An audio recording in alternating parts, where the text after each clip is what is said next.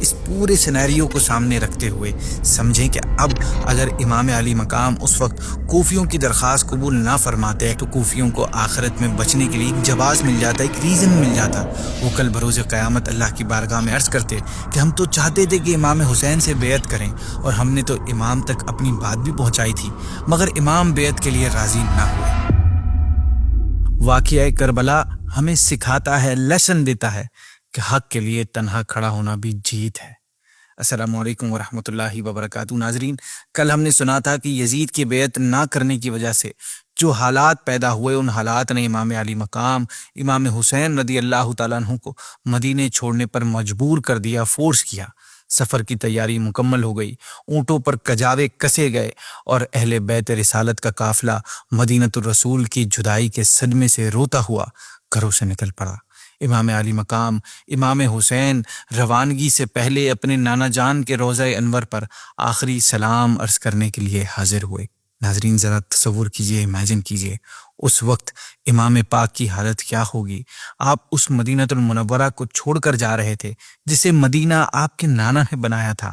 آپ کی آنکھوں سے آنسوؤں کا دریا جاری ہوگا۔ آپ نے اپنے پیارے نانا جان سے اس آخری ملاقات میں کیا کیا باتیں کی ہوں گی۔ آپ کے دل پر اس وقت کیا گزر رہی ہوگی۔ مدینے سے وابستہ یادیں، آپ کے بچپن کی یادیں، مدینے والوں سے آپ کی محبتیں، صحابہ کا ساتھ، کتنا کچھ چھوڑ کر آپ جا رہے ہیں۔ خیر ناظرین، اپنے اپنے نانا جان کو آخری الوداع کہا اور روتے ہوئے واپس ہوئے، اور ڈوبتے ہوئے دل کے ساتھ مدینہ منورہ پر حسرت بری نگاہ ڈالتے ہوئے مکہ مکرمہ کی جانب روانہ ہو گئے۔ یہ واقعہ 10 شعبان سن 60 ہجری کا ہے۔ حاضرین، جب امام علی مقام مکہ پہنچ گئے اور آپ کے آنے کی لوگوں کو خبر ہوئی تو لوگ بہت خوش ہوئے۔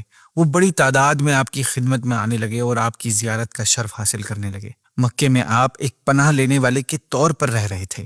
اس وقت وہاں نہ آپ نے یزید کے خلاف کسی سے بیعت لی اور نہ ہی اپنے لیے کوئی ملٹری فورس تیار کی۔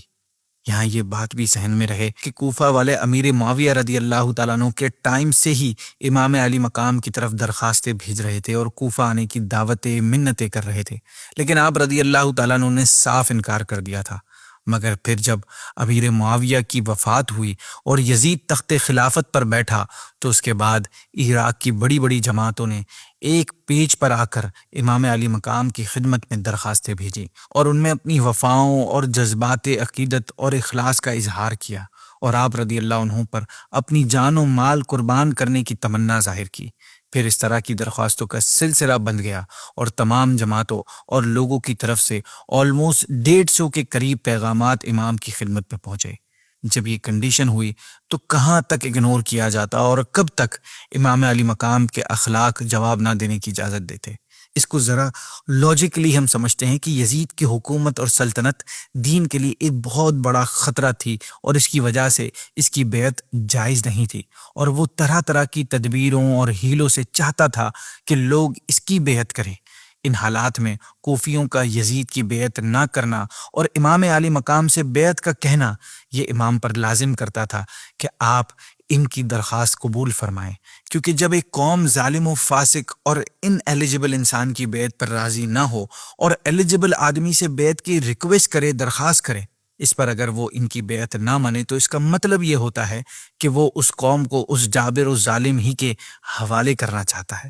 اس پورے سینیریو کو سامنے رکھتے ہوئے سمجھیں کہ اب اگر امام علی مقام اس وقت کوفیوں کی درخواست قبول نہ فرماتے، ایکسیپٹ نہ کرتے، تو کوفیوں کو آخرت میں بچنے کے لیے ایک جواز مل جاتا، ایک ریزن مل جاتا۔ وہ کل بروز قیامت اللہ کی بارگاہ میں عرض کرتے کہ ہم تو چاہتے تھے کہ امام حسین سے بیعت کریں، اور ہم نے تو امام تک اپنی بات بھی پہنچائی تھی، مگر امام بیعت کے لیے راضی نہ ہوئے۔ اس وجہ سے ہمیں یزید کے ظلم و تشدد سے مجبور ہو کر اس کی بیعت کرنا پڑی۔ اگر امام حسین ہاتھ بڑھاتے تو ان پر ہم اپنی جانیں تک فدا کرنے کے لیے حاضر تھے۔ ناظرین، یہ مسئلہ ایسا تھا کہ اس کا حل اس کے علاوہ کچھ نہ تھا کہ امام علی مقام ان کی دعوت پر لبیک فرمائے۔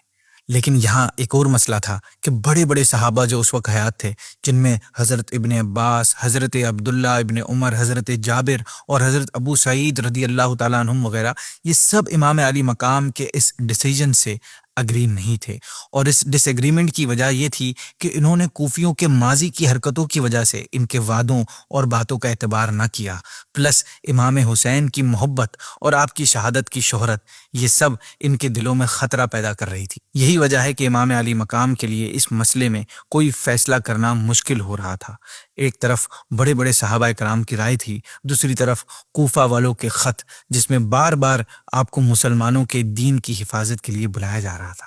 پھر بالآخر امام علی مقام نے اس مسئلے کا حل یہ نکالا کہ پہلے حضرت امام مسلم رضی اللہ تعالیٰ عنہ کو کوفہ بھیجا جائے۔ اگر کوفیوں نے بد عہدی کی، بے وفائی کی، تو اب امام حسین کو شرعی ایکسکیوز مل جائے گا وہاں نہ جانے کا، اور اگر وہ اپنی وفاداری کے عہد پر قائم رہے تو صحابہ کو تسلی دی جا سکے گی۔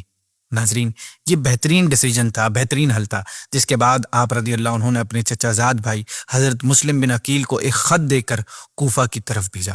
آپ رضی اللہ عنہ نے اس خط میں لکھا کہ تمہاری بیعت کرنے کے وعدوں اور کوفہ آنے کی دعوت کے جواب پر ہم مسلم کو روانہ کرتے ہیں، ان کی مدد اور حمایت تم پر لازم ہے۔ حضرت مسلم کے 2 بیٹے محمد اور ابراہیم رضی اللہ تعالیٰ عنہما، جو اپنے والد کے بہت اوبیڈینٹ تھے، اس سفر میں اپنے والد کے ساتھ کوفہ کی طرف چل دیے۔ حضرت مسلم بن عقیل رضی اللہ تعالیٰ عنہ کوفہ پہنچ کر مختار بن ابی عبید کے مکان پر ٹھہرے۔ آپ کے آنے کی خبر سن کر کوفہ والے بڑی تعداد میں آپ سے ملنے آنے لگے۔ وہ آتے گئے اور آپ کے ہاتھ پر امام حسین رضی اللہ تعالیٰ عنہ کی بیعت کرنے لگے۔ اس طرح 12,000 سے زیادہ کی تعداد نے آپ رضی اللہ عنہ کے ہاتھ پر امام حسین کی بیعت کر لی۔ حضرت مسلم رضی اللہ تعالیٰ عنہ نے عراق والوں کی محبت اور عقیدت دیکھ کر امام علی مقام کو ایک خط لکھا، جس میں یہاں کے حالات کے بارے میں بتایا اور یہ عرض کی کہ حضرت آپ یہاں جلد تشریف لے آئیں تاکہ یہ اللہ کے بندے ناپاک یزید کے شر سے محفوظ رہیں، دین حق کی مدد ہو اور مسلمان امام حق کی بیعت کر سکیں۔ کوفہ والوں کا یہ جوش دیکھ کر حضرت نعمان بن بشیر رضی اللہ تعالیٰ عنہ نے، یہ اس زمانے میں حکومت شام کی طرف سے کوفہ کے گورنر تھے، انہوں نے کوفہ والوں کو خبردار کیا کہ یہ بیعت یزید کی مرضی کے خلاف ہے اور وہ اس پر بہت بھڑکے گا، لیکن انہیں وارن کر کے آپ خاموش ہو گئے۔ آپ نے مزید اس معاملے میں کوئی کارروائی نہیں کی، یعنی کسی بھی قسم کی سختی یا گرفتاری نہیں کی، لیکن 2 شخص مسلم بن یزید حضرمی اور عمارہ بن ولید بن عقبہ نے یزید تک یہ خبر پہنچا دی کہ مسلم بن عقیل رضی اللہ عنہ یہاں کوفہ میں تشریف لائے ہیں اور کوفہ والوں میں ان کی محبت اور عقیدت کا جوش بڑھ رہا ہے، اور ہزارہ آدمی ان کے ہاتھ پر امام حسین کی بیعت کر چکے ہیں، اور نعمان بن بشیر نے اب تک کوئی کارروائی ان کے خلاف نہیں کی، نہ ہی ان کو روکنے کے لیے کوئی اسٹیپ اٹھایا ہے۔